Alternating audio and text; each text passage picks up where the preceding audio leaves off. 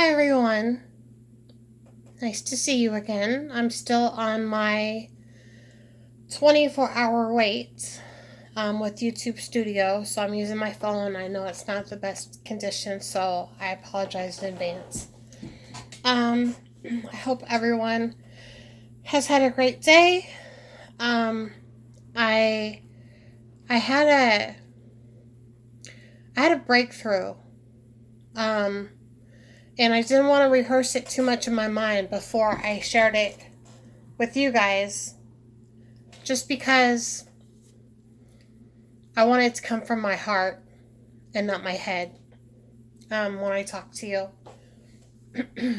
So, was in a coaching group with Kyle Cease, and we were talking about anxiety, and he was talking with someone else, and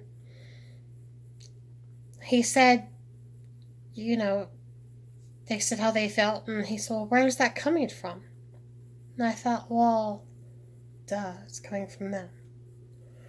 And he went, and then I heard him say, well, what is your inner child feeling?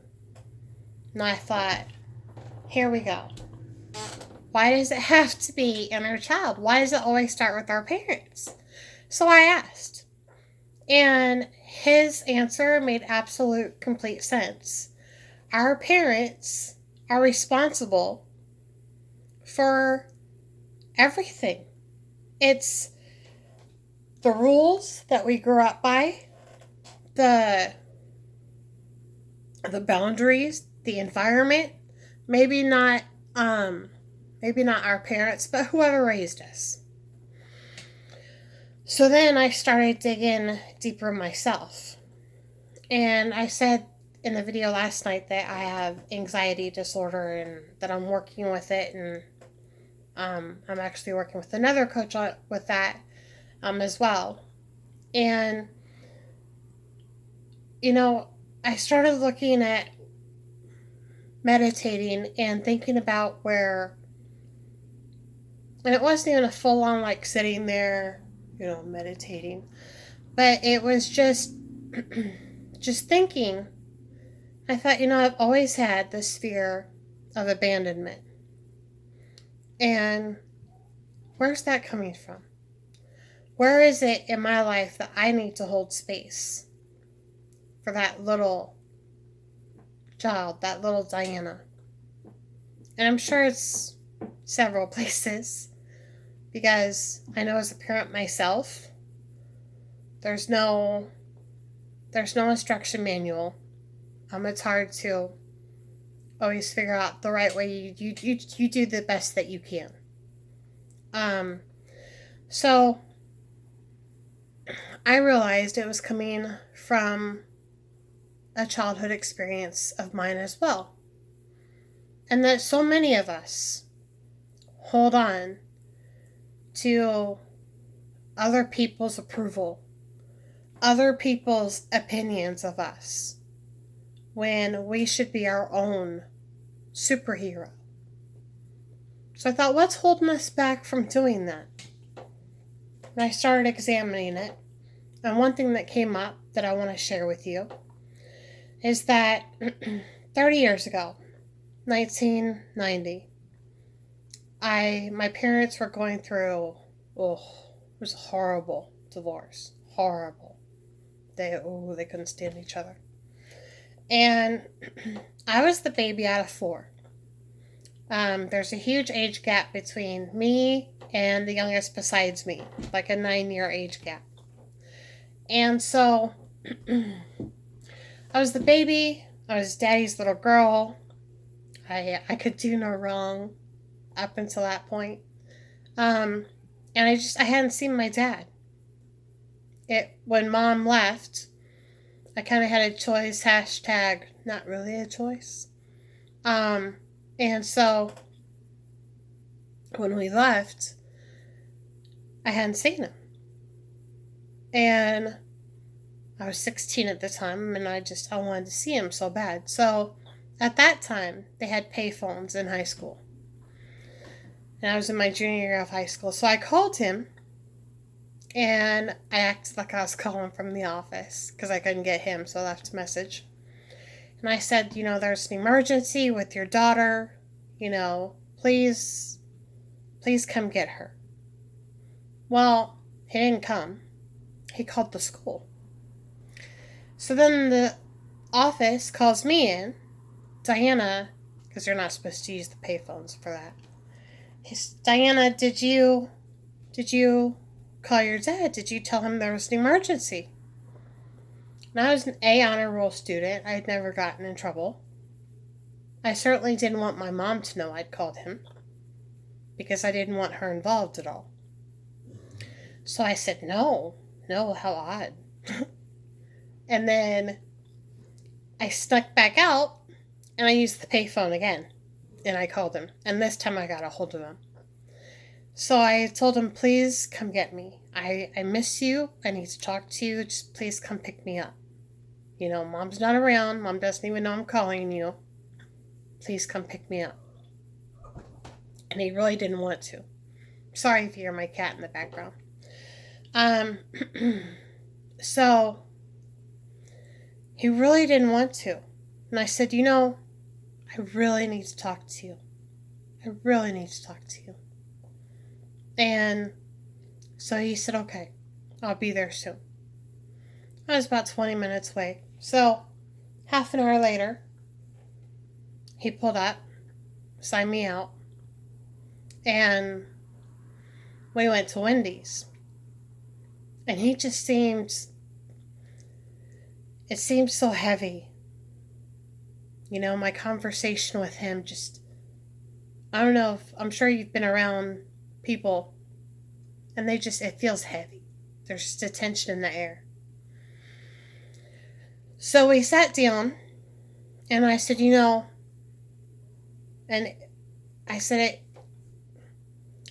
it's really hard on me because you're not around.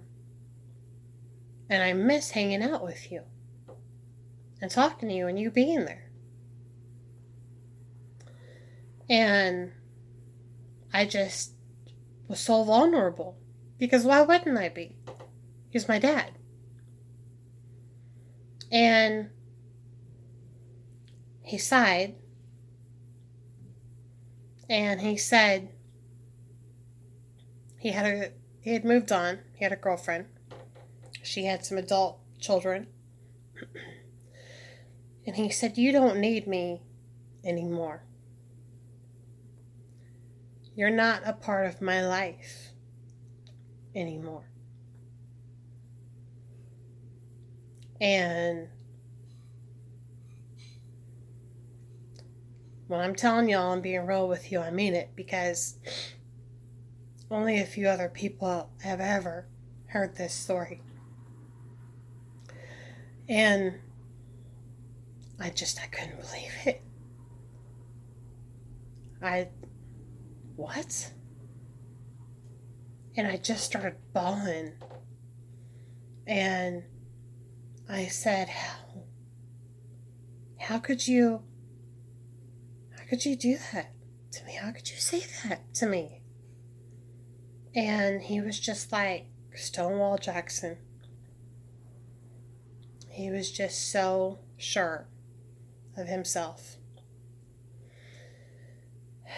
And it hurt. The words, I can't even explain. It just cut me to my core. And he took me home. And I told my mom. And she was there for me. And she felt so bad that I'd gone through that with him. And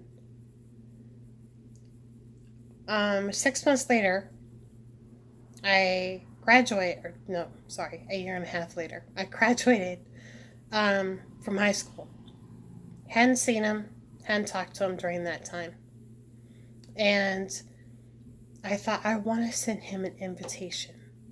But my mom was doing the whole graduation ceremony, and an after party and like a dinner banquet. So I asked my older sister for his address, and I had okayed it with my mom. She was fine with it. And the graduation itself was public anyway, so. And so I called my sister because I knew she was in contact with him. And and she was much older. And I asked her for his address because I knew he moved.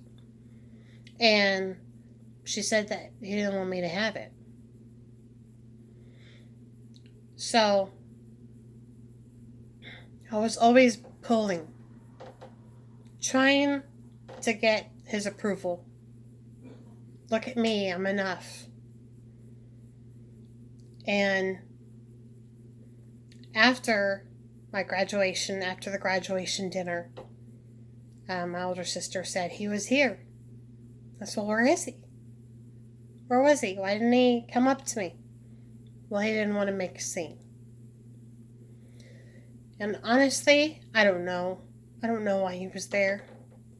I don't know if part of him did regret it. I don't know if it was for show. I don't know. And then 6 months later, I got a call. My senior year, I was at that time in high school. You could go to school for half a day and work for the other half a day. And I worked at a law firm, and I got a call that my dad had passed away. And it just really unexpectedly, he had a brain tumor.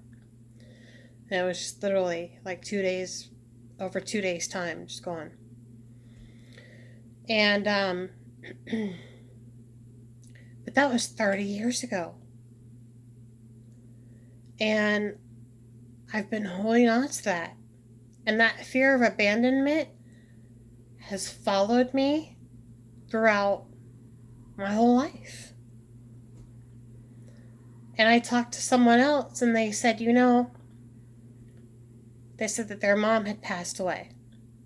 And her last words were, "You're a disappointment." And I don't understand that. As I said earlier, I'm a parent myself. I couldn't imagine. Not in the wildest of craziest nightmares could I imagine saying anything like that to my kids. Ever. But what I understand, and what I hope you understand, is that people filled with hate, they just project that hate onto everyone else. It's just like a vomit, just like a ooze onto other people. And I found out after he passed, the relationship he had gotten into wasn't working out either. So he was very sad and very angry. So it didn't mean anything about myself. And that's what we need to understand too. When someone spews out hatred on you, it's not because of you. It's because they're coming from a place of ugliness and hatred and sadness. And no matter where you go, you want company. And that's how the saying goes. Misery wants company. Misery loves company. However that saying goes. And that's exactly what it is. It's not a reflection on you. It's not a reflection on me.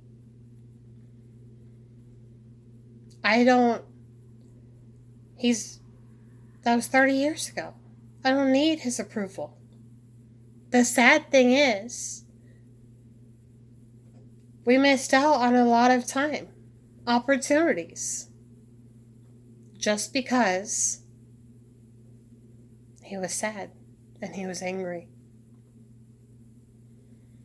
And that's why, at least me anyways, I always like to think, oh, well, sorry, wow, that just blurred out really bad. Wow. I'm sorry, the quality is there we go. Sorry about that. Totally new, hot mess. Oh my goodness. So, that's what I was thinking, we need to be our own superheroes and project love back on people that are spew hate on us. Don't let it get to you. I was watching a video by Lisa Nichols. She said, when I woke up this morning, I liked myself. So your like is an extra. And that's honestly where we need to come from. Because I'm working so hard on loving myself. And I want to make a positive change with these videos, with sharing my stories, sharing my truths, my very personal truths. Because I want everyone to know that you are enough. You're enough. Forgive the ones who spew hate on you, even if it was your parents. Let them go. Make space for your inner child as much as I've hated that expression of the inner child in the past. Make space and hold it. Just be there for it. Let whatever feelings are going to come up. And then that way, once it's been seen, you can let it go. It'll leave. And all that anger and frustration will leave with it. I've seen that. I've seen it happen. I've seen it happen with me. So, be kind to one another. And be kind to yourself. And now you know why it starts with our parents. Be awesome. I love you guys. I'll talk to you later.